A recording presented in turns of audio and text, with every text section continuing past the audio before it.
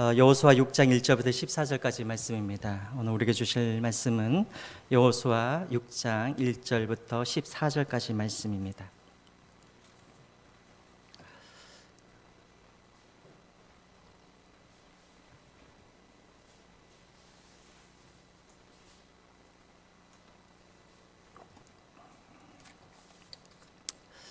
우리 한 절씩 교독하겠습니다.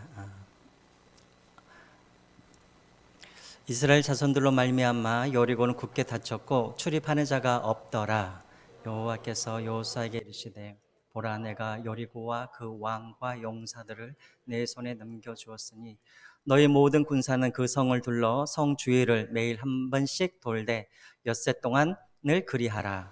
제사장 일곱은 일곱 양각 나팔을 잡고 언약궤 앞에서 나아갈 것이요 일곱째 날에는 그 성을 7번 돌며 그 제사장들은 나팔을 불 것이며 제사장들이 양각 나팔을 길게 불어 그 나팔 소리가 너희에게 들릴 때에는 백성은 다 큰 소리로 외쳐 부를 것이라. 그리하면 그 성벽이 무너져 내리리니 백성은 각기 앞으로 올라갈지니라 하시매 눈의 아들 여호수아가 제사장들을 불러 그들에게 이르되 너희는 언약궤를 메고 제사장 7은 양각 나팔 7을 잡고 여호와의 궤 앞에서 나아가라 하고 또 백성에게 이르되 나아가서 그 성을 돌되 무정한 자들이 여호와의 궤 앞에서 나아갈지니라 하시니라.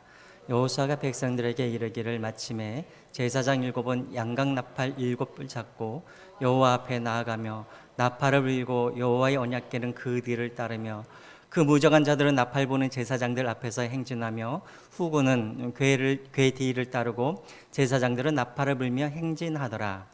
여호수아가 백성에게 명령하여 이르되 너희는 외치지 말며 너희 음성을 들리지 않게 하며 너희 입에서 아무 말도 내지 말라. 그리하다가 내가 너희에게 명령하여 외치라 하는 날에 외칠지니라 하고 여호와의 궤가 그 성을 한번 돌게 하고 그들이 진영으로 돌아와 진영에서 자니라. 제사장들이 여호와의 궤를 메고 제사장 7은 양각 나팔 7을 잡고 여호와의 궤 앞에서 계속 행진하며 나팔을 불고 무정한 자들은 그 앞에 행진하며 후군은 여호와의 궤 뒤를 따르고 제사장들은 나팔을 불며 행진하니라. 그 둘째 날에도 그 성을 한번 돌고 이같이 행하니라. 아멘. 먼저 말씀을 전하기 전에 광고 말씀 먼저 드리겠습니다.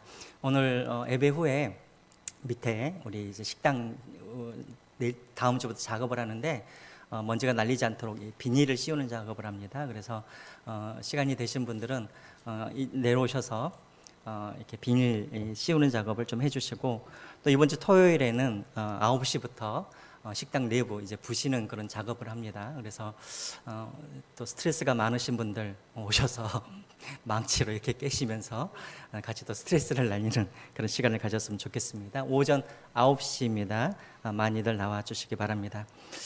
계속해서 우리가 이제 여호수아를 보고 있는데요. 여호수아는 우리가 정말 구원을 완성해 가는 그날까지 우리 앞에 놓여 있는 많은 그런 영적인 싸움들 그리고 우리 앞에 놓여 있는 그런 여러 가지 여리고성과 같은 그런 문제들을 우리가 만났을 때 우리가 어떻게 그것들을 승리하면서 살아갈 수 있는지 그 비결들을 알려주는 곳이 바로 이 여호수아서입니다. 자, 여러분 오늘 우리가 6장 1절부터 14절까지 우리가 쭉 읽었는데요.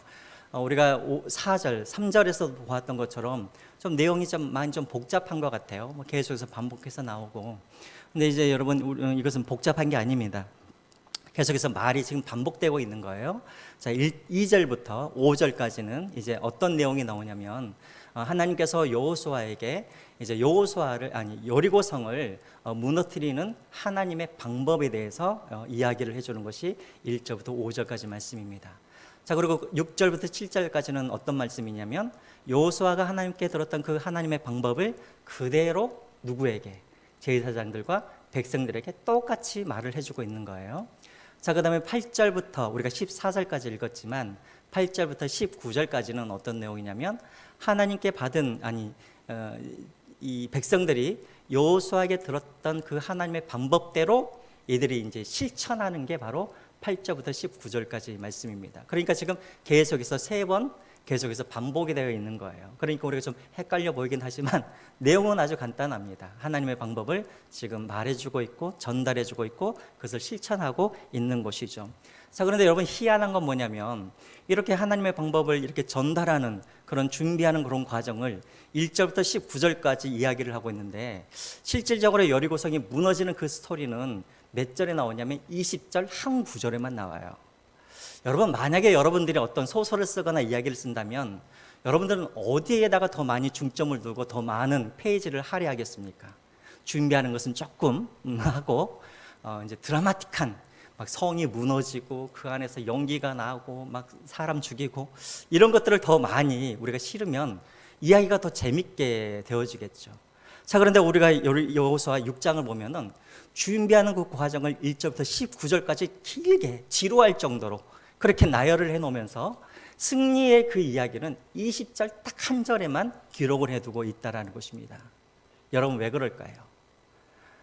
제가 누누이 매 시간마다 이야기를 하지만 하나님에게 있어서 지금 이 여리고성을 무너뜨린다, 무너뜨리지 않는다, 이 전쟁에서 승리한다, 이것은 하나님에게서는 중요한 게 아니에요. 왜냐하면 이 전쟁은 하나님의 전쟁이고 이미 이 전쟁은 하나님께서 이미 이스라엘 백성들에게 준 승리한 전쟁이기 때문에 승리는 이미 이제 따놓은 단성이에요. 문제는 무엇이냐면 이스라엘 백성들이 하나님의 말씀대로 순종했는지 안 했는지 이것이 중요하다는 거예요. 승리를 할 수 있는 비결은 어디에 있냐면 바로 이스라엘 백성들이 얼마나 하나님의 말씀에 이들이 믿음으로 이들이 반응하고 따라서 이들이 승리를 쟁취했는가, 이 순종에 여기에 핵심이 있는 것이지 승리를 했다 안 했다 이것은 하나님의 관심 밖이었다라는 것입니다. 자, 무슨 말인지 알겠죠? 핵심은 무엇인가? 이들이 믿음으로 순종을 했다. 이것이 바로 핵심이기 때문에 이렇게 길게 나열을 했습니다. 자, 그러면 여러분 이제 1절부터 우리가 한번 보겠습니다. 1절 우리 같이 한번 다시 읽어볼까요? 시작. 이스라엘 자손들로 말미암아 출입하는 자가 없더라.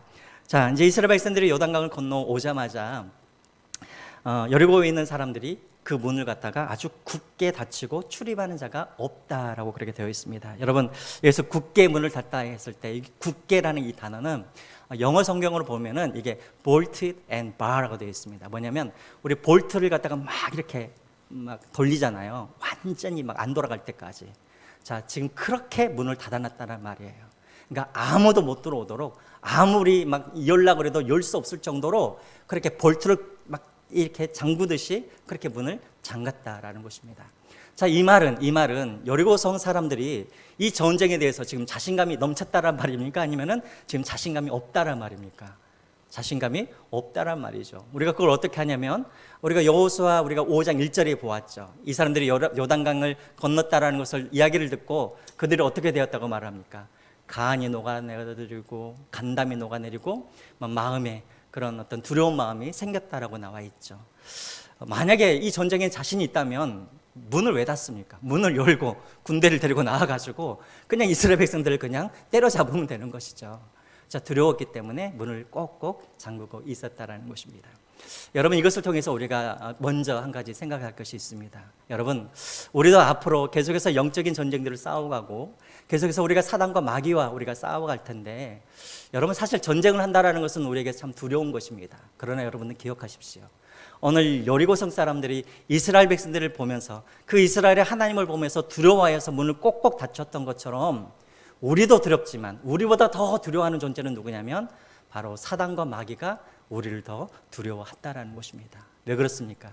이 전쟁의 성공과 실패의 끝을 누가 알고 있기 때문에 사단은 이미 알고 있기 때문에 그렇다라는 거예요. 여러분 사단은 이미 자신들의 운명을 잘 알고 있습니다. 예수님께서 다시 이 땅에 오실 때 이들은 다 어디로 가게 되어 있습니까? 다 지옥불로 들어가는 그런 운명이 있다라는 것을 이미 사단은 다 알고 있다라는 거예요.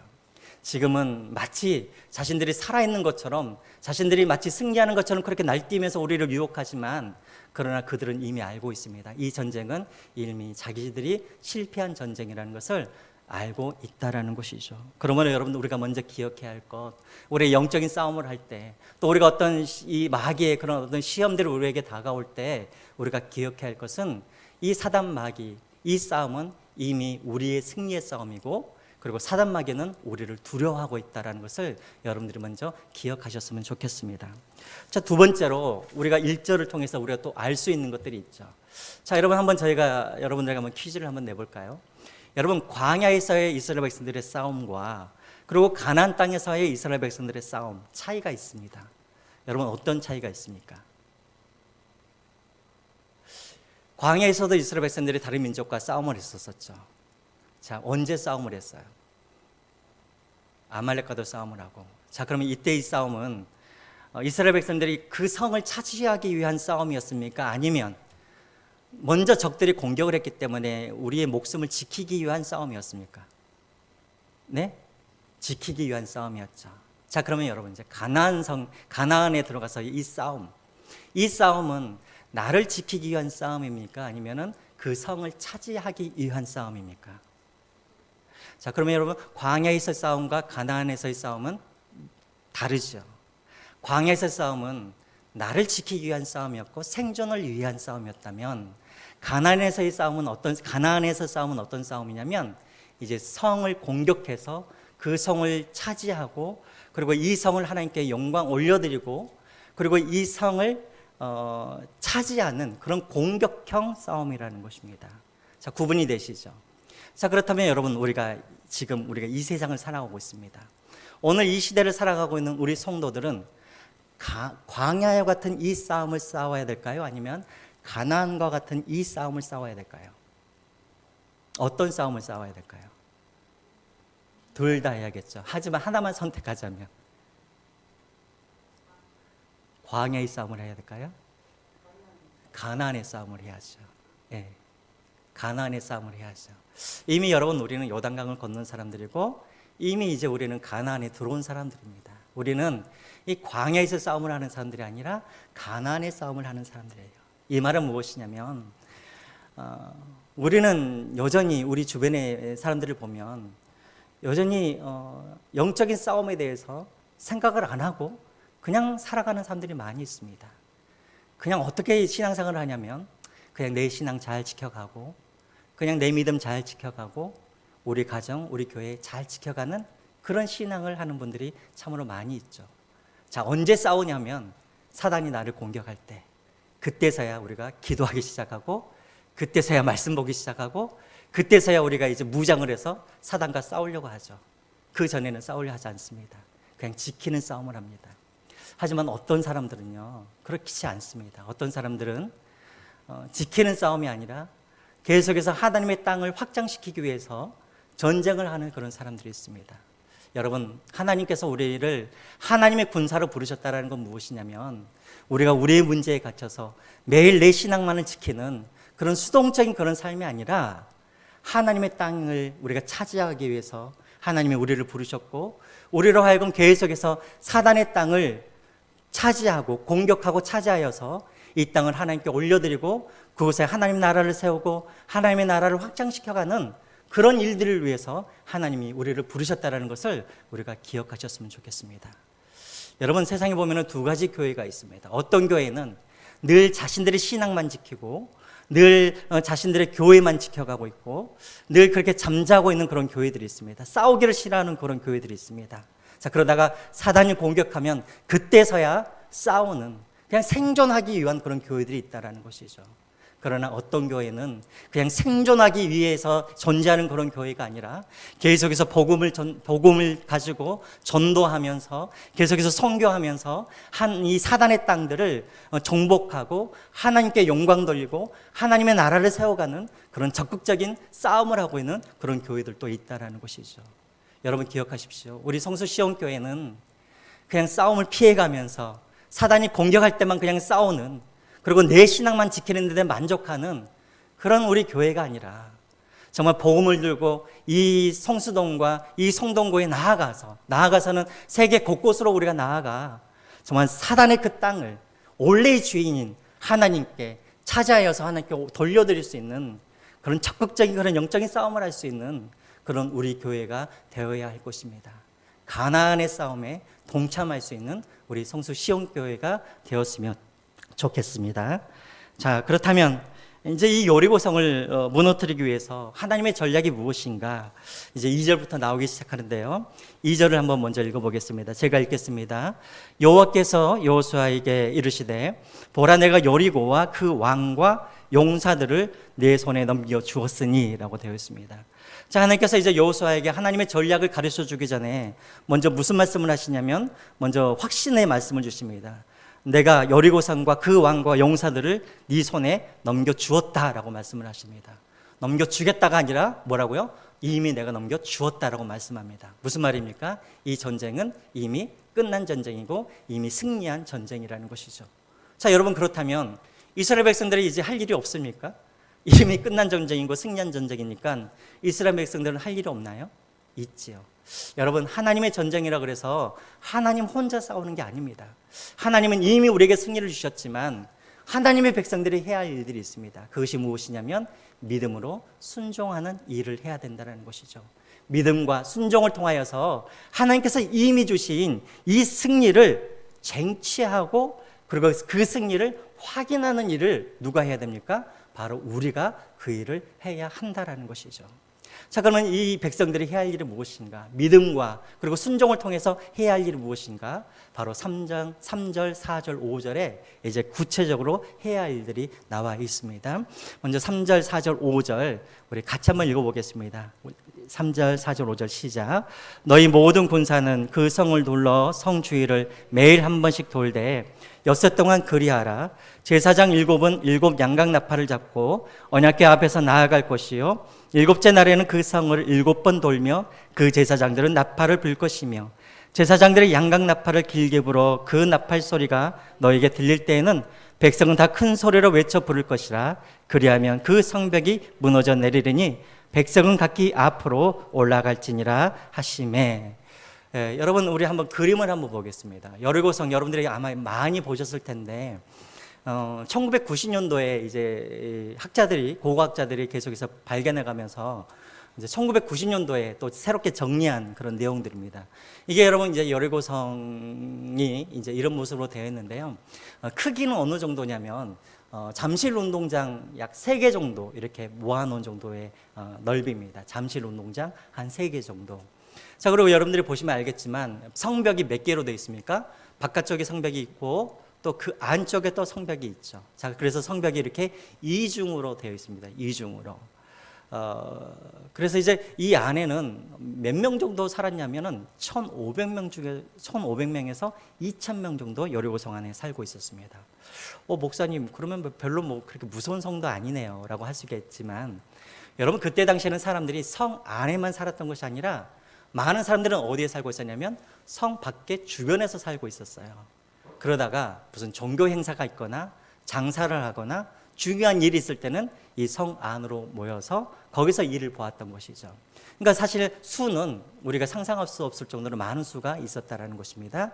전쟁이 일어나면 이제 그 많은 사람들이 저 안으로 들어가서 이제 숨게 되어 있죠. 자, 모양은 이렇게 되어 있고 우리가 또 이제 성벽 한번 크기를 한번 보겠습니다. 한번 보시죠.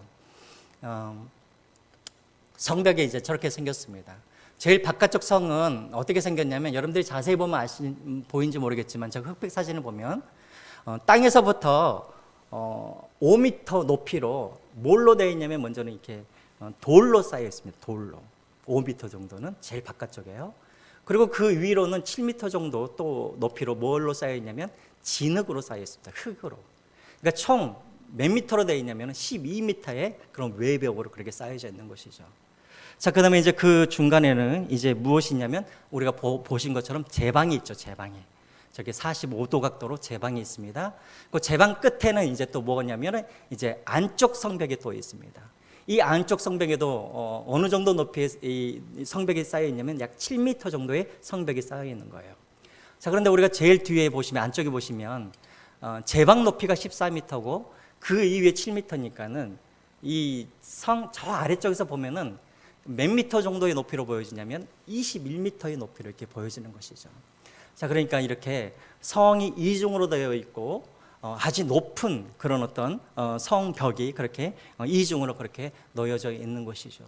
자, 그래서 여러분 여리고성은 사실은 이 공격하기가 매우 까다로운 그런 어떤 곳입니다. 그래서 저런 식으로 되어 있다라는 것이죠.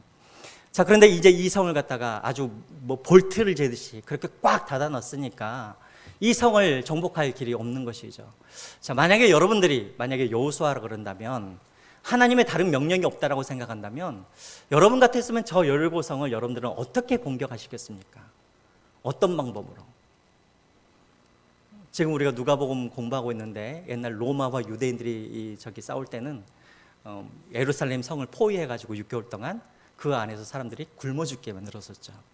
그런 방법도 있을 것 같아요. 여리고성을 그냥 꽉 옆에 싸가지고 굶어 죽도록 그냥 내버려 두는 일도 있을 것이고, 또 흐르는 그 물에다가, 우물에다가 독을 타는 방법도 있을 것이고, 또 특공대를 보내가지고 안에서 성문을 열게 하는 그런 방법도 있을 것이고, 또 숫자적으로 보면은 사실은 지금 이스라엘 백성들이 더 많아요. 이스라엘 백성들은 군인들이 60만 명이나 돼요. 자, 그러면 그냥 돌격 앞으로 해가지고 그냥 여리고성을 그렇게 무너뜨리는 그런 방법도 있을 것입니다. 그렇지만 우리가 여러분 3절과 4절과 5절에 봤던 것처럼 하나님의 방법은 어떤 방법이었습니까? 첫 번째로는 7일 동안 뭐 하라는 거예요? 성 주위를 돌라라고 그렇게 명령하시고, 자, 두 번째로는 그냥 돌라는 것이 아니라 누구를 따라가라고 그래요? 왼 앞에 양각나팔을 불고 있는 제사장, 그 뒤로 하나님의 언약궤를 메고 있는 그 제사장을 따라가라라고 그 두 번째로 명령하고 계시고, 마지막으로 세 번째는 7일째 뭐 하라고 되어 있습니까? 7바퀴를 돌고 마지막에 나팔을 불 때 소리를 와 하고 지르면 여리고성이 무너질 것이다 라고 그렇게 말씀하고 있는 것이죠. 자, 여러분, 이런 방법은 일반적인 그런 전쟁의 방법입니까? 아니죠. 이거는 일반적인 그런 어떤 전쟁의 방법은 아니죠. 이것은 아까도 말했던 것처럼 이것은 믿음의 전쟁이기 때문에 하나님께서 그렇게 하셨다라는 것입니다. 이것은 저의 말이 아니라 히브리서 11장 30절에 그런 말씀이 나와 있죠. 한번 볼까요? 읽어볼까요? 시작. 믿음으로 7일 동안 여리고를 도니 성이 무너졌으니라. 여러분, 이 전쟁은 활과 창으로 했던 전쟁이 아니라 무엇으로? 믿음으로 하고 믿음으로 승리한 전쟁이 바로 여리고성 전쟁이었다라는 것입니다. 자, 그러면 여러분, 이것을 통해서 우리가 알 수 있는 것이 있죠. 뭐냐면 믿음이라는 게 무엇인지를 우리는 오늘 이 전쟁을 통해서 우리는 알 수 있다라는 것입니다. 대체 믿음이 무엇인가? 먼저 여러분, 첫 번째로 믿음이라는 게 무엇이냐면 어떤 상황 속에서도 나의 방법이 아니라 하나님의 방법으로 살아가는 것, 이것이 바로 믿음이라는 것입니다. 어떤 상황에서도 나의 방법이 아니라 하나님의 방법으로 전쟁하고 살아가는 것, 이것이 바로 믿음이라는 것이죠. 여러분, 다시 한번 4절 한번 보겠습니다. 4절 제가 한번 읽어볼까요? 4절입니다. 제사장 7은 7 양각 나팔을 잡고 언약궤 앞에서 나아갈 것이요, 7째 날에는 그 성을 7번 돌며 그 제사장들은 나팔을 불 것이며 라고 되어 있습니다. 자, 돌기는 돌되 무엇을 따라가라고 하냐면 양각 나팔을 불고 있는 그 제사장을 따라가고 그 뒤로 언약궤를 메고 가고 있는 그 제사장을 따라가라라고 그렇게 이야기를 하고 있습니다. 여러분, 양각나팔, 저를 한번 보시죠. 여러분, 양각나팔은 무엇을 상징한 거겠습니까? 양각나팔. 여러분들이 그 모세오경 같은 데 보면은 이 이스라엘 백성들이 나팔을 부는 장면이 나와 있습니다. 시내산에서 나팔을 부니까 어떤 일이 벌어졌어요? 자, 한번 볼까요? 출애굽기 19장 19절에서 20절 여기 나와 있습니다. 제가 한번 볼게요. 나팔 소리가 점점 커질 때 모세가 말한즉 하나님의 음성으로 대답하시더라. 여호와께서 시내산 곧 그 산 꼭대기에 강림하시고 모세를 그리로 부르시니 모세가 올라가매라고 되어 있습니다. 하나님께서 임재하실 때, 하나님께서 시내산에 임재하실 때 뭘 했냐면 바로 이스라엘 백성들이 뭘 불렀어요? 나팔을 불렀어요. 다시 말하면 이 나팔은 무엇을 상징하고 있냐면 하나님의 임재하심을 상징하고 있는 거예요. 자, 그리고 또 이것은 또 무엇을 상징하고 있냐면 여러분, 민수기 10장 8절에서 9절에 나와 있는 말씀인데요. 지금 보이시죠? 앞에 화면에 제가 한번 읽어보겠습니다. 그 나팔은 아론의 자손인 제사장들이 불지니 이는 너희 대대의 영원한 율례니라. 또 너희 땅에서 너희가 자기를 압박하는 대적을 치러 나아갈 때에는 나팔을 크게 불지니 그리하면 너희 하나님 여호와가 너희를 기억하고 너희를 너희 대적에게서 구원하시리라 라고 되어 있습니다. 여러분, 나팔은 무엇이냐면 하나님의 임재를 상징하고, 이 나팔은 또 무엇을 상징하면 하나님께서 임재하셔서 우리를 구원하시겠다라는 이 구원을 상징하고 있는 것이 바로 나팔이라는 것이죠. 다시 말하면 지금 이 여리고성에서 이스라엘 백성들이 제일 먼저 나팔을 부는 사람들이 앞장서서 나아가는 것은 무엇이냐면, 지금 우리의 대장이신 하나님께서 우리와 함께 계시고 이곳에 임재하셔서 우리를 대신해서 싸우고 있다라는 이것을 상징하고 있다라는 것입니다. 무슨 말인지 아시겠죠? 자, 두 번째로 여러분, 언약궤는 그러면 무엇을 상징합니까? 언약궤. 언약궤. 뭘 상징하죠? 이것도 역시나 마찬가지로 하나님의 임재를 상징하고 있는 것이죠. 여러분, 4장에 보면은 이스라엘 백성들이 요단강을 건널 때 어떤 방법으로 건넙니까? 가장 앞서 무엇이 먼저 이렇게 가죠? 요단강을 건널 때 이스라엘 백성들 제일 앞에 무엇이 먼저 이렇게 진행합니까? 언약궤가 먼저 가죠. 그리고 언약궤를 메고 있던 제사장이 요단강을 밟으니까 요단강 물이 갈라지고 그 안에서 마른 땅이 나오고 거기를 걷게 되어지죠. 자, 그런데 여리고성도 마찬가지입니다. 누가 또 앞장서서 가냐면 하나님의 언약궤가 또 앞장서서 갑니다. 그리고 이 언약궤가 7바퀴를 7일째 다 도니까 그 견고해 있던 여리고성이 완전히 그렇게 무너지게 되어지죠. 여러분 보십시오. 놀라운 일이죠. 요단강을 건널 때도 무엇이? 언약궤가. 또 여리고성을 무너뜨릴 때도 무엇이? 언약궤가. 보십시오, 여러분. 문제는 다르지만 해결 방법은 어떻습니까? 똑같죠. 무엇이? 언약궤가 먼저 가서 그 문제를 해결한다는 것입니다. 여러분, 우리가 인생도 마찬가지입니다. 우리 인생을 보면 인생마다 여러 가지 많은 문제들이 있어요. 그렇죠? 뭐 자녀들 문제, 돈 문제, 건강 문제, 여러 가지 많은 문제들이 있지만 여러분, 그 해결하는 방법은 딱 하나입니다. 바로 하나님이 먼저 가셔서 해결해 주시는 이 방법밖에 없다라는 것이죠. 문제는 다양하지만 해결 방법은 딱 하나, 언약궤가 그 해결 방법이라는 것입니다. 지금 여기서도 마찬가지입니다. 하나님의 양강나팔을 부는 그 제사장을 따라가고 언약궤를 메고 있는 제사장들을 따라간다는 의미는 무엇이냐면, 나의 방법대로, 내 생각대로, 내 뜻대로 내가 이 전쟁을 하는 것이 아니라 누구의 방법대로? 하나님의 방법대로, 하나님의 뜻대로, 하나님의 말씀대로 이 전쟁을 치르고, 그리고 이 전쟁에서 승리하겠다라는 그런 의미를 가지고 있습니다. 여러분, 우리도 마찬가지입니다. 우리가 인생을 살아갈 때 정말 수많은 많은 문제들 앞에서 우리가 어떻게 하면 그것을 승리할 수가 있는가? 딱 한 가지입니다. 우리가 기억해야 할 것은 나의 방법이 아니라, 나의 경험이 아니라 하나님의 생각이, 또 하나님의 뜻이 나의 생각보다 더 깊고 더 높다라는 것을 인정하고 그렇게 살아가는 것이 바로 믿음이라는 것이죠. 여러분, 이사야서 55장 8절과 9절 말씀입니다. 우리 다 아는 말씀인데 우리 같이 한번 읽어보겠습니다. 시작. 이는 내 생각이 너의 생각과 다르며 내 길은 너의 길과 다름이니라. 여호와의 말씀이니라.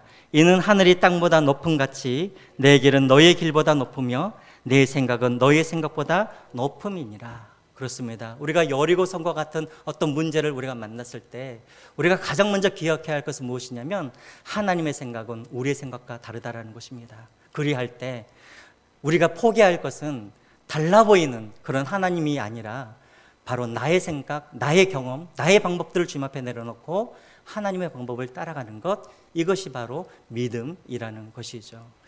여러분, 정말 우리가 때로 살아가다 보면 하나님의 방법대로 우리가 살아간다는 게 너무나 어리석게 보일 때가 참 많이 있죠. 당장 돈이 필요하고 당장 여러 가지 많은 문제가 필요한데 하나님 앞에 나와서 기도한다라는 그것이 때로는 어리석게 보일 때가 있습니다. 그렇지만 여러분들이 기억하십시오. 그 기도만이 우리가 여리고성을 무너뜨릴 수 있는 유일한 방법이라는 것을 여러분들이 기억하시기 바랍니다. 여러분 한번 보십시오. 노아와 같은 경우 어떻습니까? 노아가 120년 동안 배를 만들지 않습니까? 주변에 있는 사람들이 그것을 보면서 얼마나 어리석게 그렇게 생각하겠습니까? 그렇지만 노아가 하나님의 그런 어떤 방법대로 그가 그것을 짓고 또 믿음으로 끝까지 그렇게 나아갈 때 결국은 그가 자신의 그런 가족들과 그리고 또 가축들을 그렇게 살리는 그런 일들을 하게 되어집니다. 여러분, 이 세상에서 가장 어리석은 하나님의 방법이 있죠. 그게 무엇일까요? 바로 십자가이죠. 십자가. 그렇죠? 여러분, 죽는 게 살리는 방법, 이런 게 어디에 있습니까? 살아야 살리는 것이죠. 근데 하나님의 방법이 무엇입니까? 십자가에서 하나님 당신이 대신 죽어주시는 것. 이 방법을 통하여서 인류를 구원하신다는 이 방법은 너무나 어리석은 그런 방법인 것이죠. 그래서 여러분, 고린도전서에 보면은 이 고린도 교회 사람들 중에서는 이 십자가를 부끄러워하는 사람들도 있었습니다. 그리고 그때 당시에 많은 사람들이, 유대인들은 그 십자가를 꺼려했고, 그리고 헬라인들은 그것을 어리석다라고 그렇게 말을 했었습니다. 하지만 고린도전서에 나와 있는 말씀처럼 오직 이 십자가만이 우리를 구원해 줄 수 있는 하나님의 지혜요, 하나님의 능력이라는 것입니다. 여러분, 우리가 보기에 하나님의 방법은 어리석게 보입니다. 또 그 방법은 세상 사람들이 보기에 정말 조롱할 만하고 정말 어리석게 보이는 그런 방법이지만, 우리가 그 방법을 우리가 따라갈 때 우리 앞에 있는 여리고성이 무너진다는 것을 여러분들이 기억하시기 바랍니다. 나의 생각, 나의 방법을 포기하는 것, 이것이 바로 믿음이라는 것이죠. 자, 두 번째, 믿음이란 게 무엇인가? 바로 변화가 없는 유기를 끝까지 걸어가는 것, 이것이 여러분 믿음입니다. 한번 따라서 할까요? 변화가 없는 유기를 끝까지 걸어가는 것. 예, 믿음이란 게 뭐냐면 변화가 없는 그 6일의 시간 동안 끝까지 걸어가는 것이 바로 믿음이라는 거예요. 대체 이게 무슨 말인가? 여러분, 14절 한번 보겠습니다. 14절 제가 한번 읽어볼게요. 그 둘째 날에는 그 성을 한 번 돌고 진영으로 돌아오니라 엿새 동안을 이같이 행하니라 라고 되어 있습니다. 자, 6일 동안 뭐 했다고요? 똑같이 그렇게 행했다라는 거예요. 여러분, 만약에 여러분들이 이스라엘 백성들이라면 여리고성을 돌 때 여러분 뭐가 가장 힘들까요? 여러분들이 한번 상상을 해보십시오. 물론 뜨거운 태양이 내려쬐 있는 가운데 그 여리고성을 도는 것 쉽지 않겠죠. 한 1시간 정도 걸어야 됩니다. 이것도 쉬운 일이 아닐 것이고, 또 여리고성 안에서 사람들이 조롱하겠죠. 야, 저런다고 해서 무슨 일이 일어나? 사람들이 멸시하고 조롱하는 것, 그것을 들으면서 돌아다니는 것, 도는 것 쉬운 일이 아닐 것입니다.